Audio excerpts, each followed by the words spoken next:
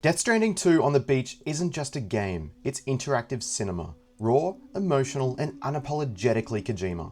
I've just spent the last few weeks exploring the haunting new frontier of Death Stranding 2, and let me tell you, it's truly in a league of its own. Although it will feel familiar to those who have played the first game, there's a renewed depth to the mechanics and storytelling, making this sequel feel less like a continuation and more like a bold evolution. It's a story full of tension, cinematic highs, and the kind of surreal weirdness only Kojima can get away with. Yet by the end, it all clicks together. Now if you've played the first game, jumping into DS2 will feel like second nature.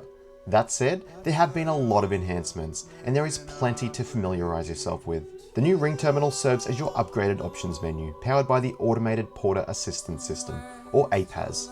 Hit the options button and Sam gives you a quick thumbs up before the sleek new interface kicks in.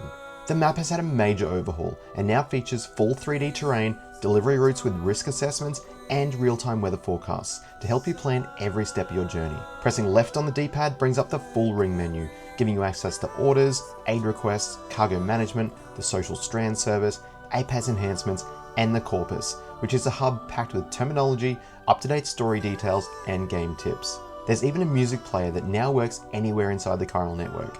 As for Apass enhancements, these act like a skill tree, unlocking smart new upgrades as you progress, like electromagnetic cargo binding, self-driving support for vehicles on roads, swift mule box hacking, and improved MP bullet accuracy.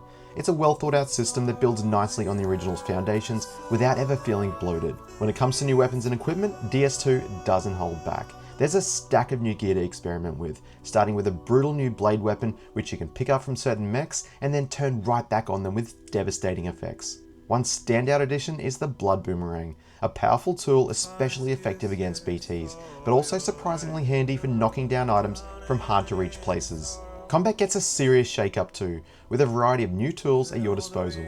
Electric traps, deployable shields, and a whole new lineup of rocket launchers, including the quadruple launcher, multi-rocket launcher, and the heavy-hitting rocket box. You've also got the tar cannon, plus the chiral cannon for when things really kick off. And yes, the battle guitar is real. And no, I'm not going to spoil it for you, just trust me, you'll know when the time comes. On the equipment and structure side, things get just as creative. The new coffin board is a standout. It works on land and water, lets you ride, hide, or even dispose of corpses. There's also a new fast travel transponder, which you can deploy via a PCC. Ziplines have been upgraded too, and are now able to slightly bend around obstructed terrain.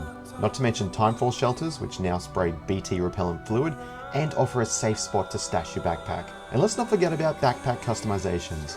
You can now attach useful gear like a solar generator that charges Sam's batteries during the day, a spare ammo container, and a chiral anti-gravity device that lets you carry more weight without slowing down. There are also fun accessories with practical perks, like a toy quokka that helps keep animals from running away when you're nearby. For vehicle users, the sticky cannon mounted on the pickup off-roader is a game changer, automatically retrieving cargo as you drive. And if you're planning night treks, guideposts are your new best friend, acting as glowing markers to map out paths and landmarks. On the transportation front, there's one big new addition: monorails.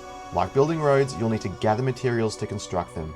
Once up and running, however, they let you carry more cargo than ever before, loading containers, vehicles, and even allowing Sam to hitch a ride to the next destination. There's also the all-new Tri-Cruiser, perfect for navigating tough terrain, and a hot spring digger, a surprisingly cool and unique way to move between locations. But even with all these transportation options, getting those materials in DS2 is still a huge challenge. It becomes a constant tug of war, sourcing materials, managing your cargo, and using every mode of transport at your disposal to get the right supplies where they're needed. There's a real rhythm to it all, a synchrony of building that feels both strategic and deeply satisfying. One new addition that is a godsend are the mines, which are scattered across the map. Once opened, they let you use chiral crystals to mine different materials. Each mine only mines one material, so you can find yourself doing long treks to grab what you need. And this is where the landscape truly becomes part of the experience. The environments you'll encounter are a dramatic shift from those in the first game, and while they can be breathtaking, they're just as often harsh and unpredictable, throwing gatequakes, sandstorms, flash floods, and even bushfires your way. When you're not running for your life, however,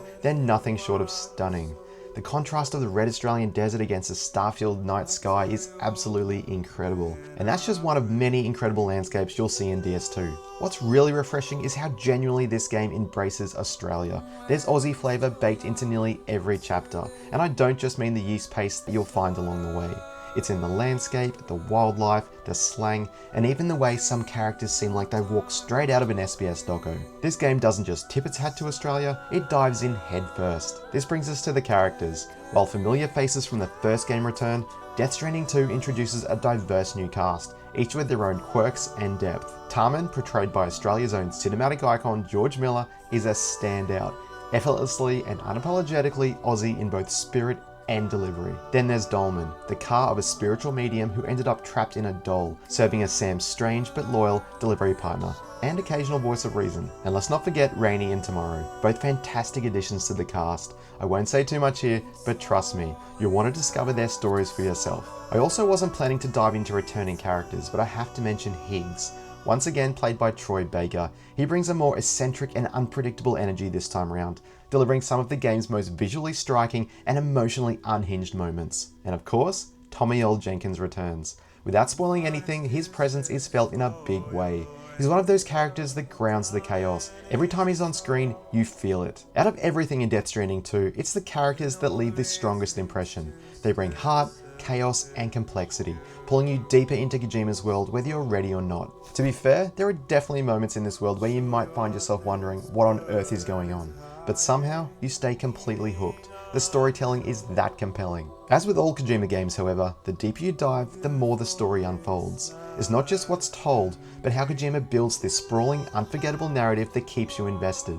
And when you reach episode 9, brace yourself. It hits hard with some truly emotional storytelling. Storytelling that's elevated even further by a phenomenal soundtrack. One thing is certainly clear. There's still nothing quite like Kojima's vision. Death Stranding 2 is as bold and brilliant as fans could hope for. It feels familiar, yet enhanced, pushing the boundaries of storytelling and gameplay in ways only Kojima can. As a Kojima fan, I wholeheartedly recommend Death Stranding 2.